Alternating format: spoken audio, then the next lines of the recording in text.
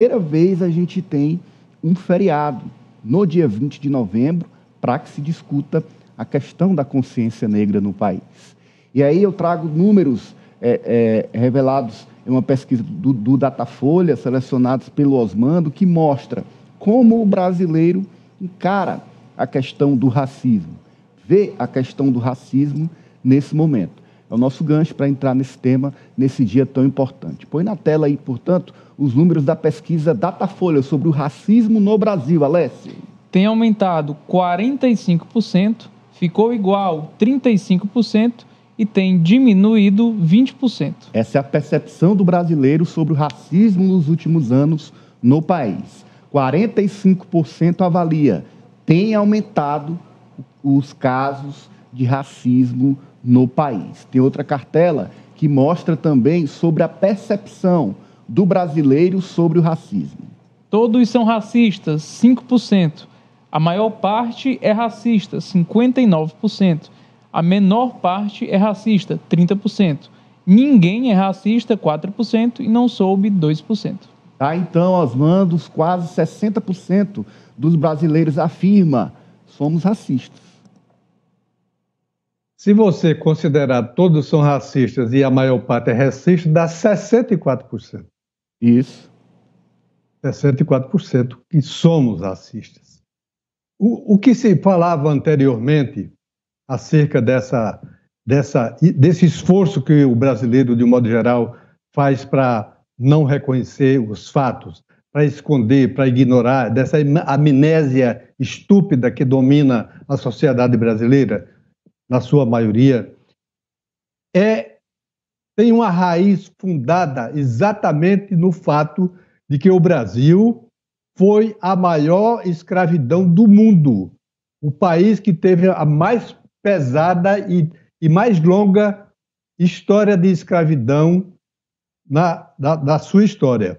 Foram 388 anos de regime escravista, em que negros trazidos da África e índios brasileiros eram colocados no trabalho forçado, não remunerado, para construir a riqueza que hoje, até hoje, a gente vê os exemplos expostos pela Faria Lima, com a sua pressão sobre o Banco Central brasileiro e a sua pressão para que os juros ficam sempre mais altos, que tudo se relaciona, tudo diz respeito a uma formação errada que, me parece, é a mais maldita herança que um povo poderia ter, que é essa que o brasileiro tem, que foi comandada pelos portugueses, que recentemente se manifestaram,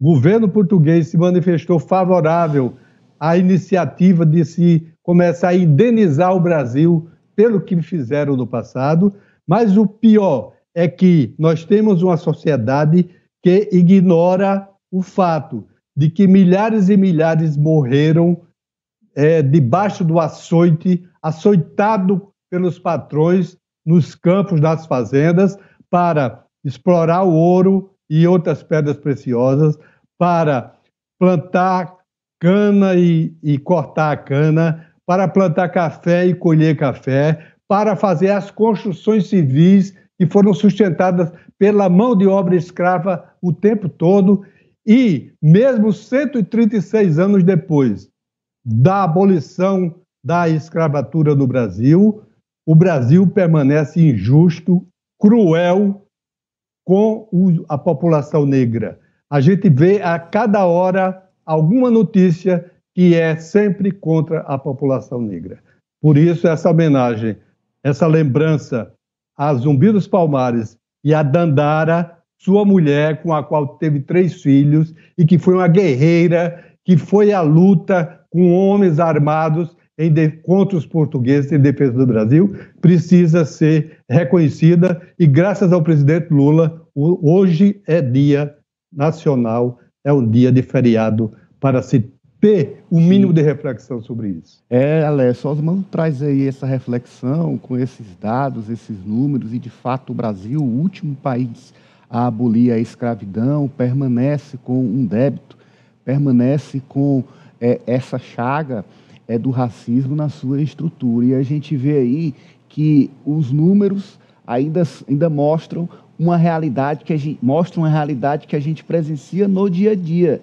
A gente vê o número, mas a gente sabe que a nossa sociedade ainda é bastante racista e que é preciso, de fato, trazer políticas públicas, dias como o dia de hoje, para a gente enfrentar esse problema. Lécio?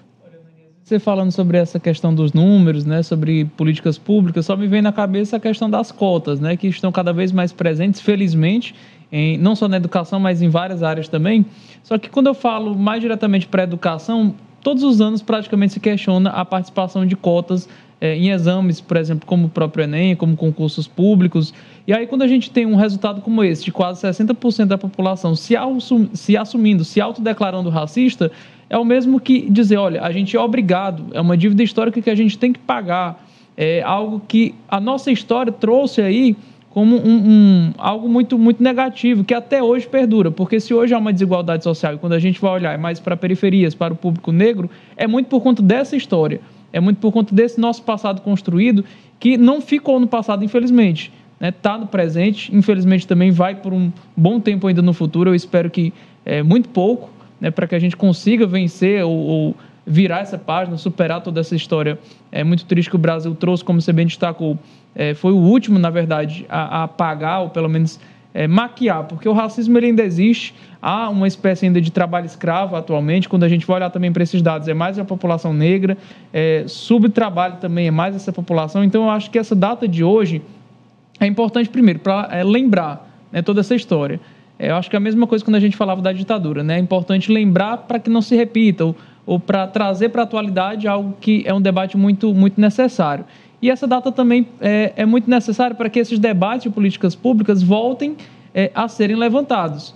Porque se a gente tem constantemente o ataque a cotas, o ataque a todo tipo de iniciativa que vá contra o racismo, ou de política pública para esse público, é muito importante que a gente tenha uma data como essa para defender. Porque hoje, praticamente, todas as instituições, associações, empresas, todo o país se voltou para essa questão, para essa temática. Então, é muito importante por isso, porque o foco fica nesse dia por esse motivo. Mas é importante também esse foco que o seu Zé Osmando trouxe, de que não é só hoje, que deve ser sempre também essa luta.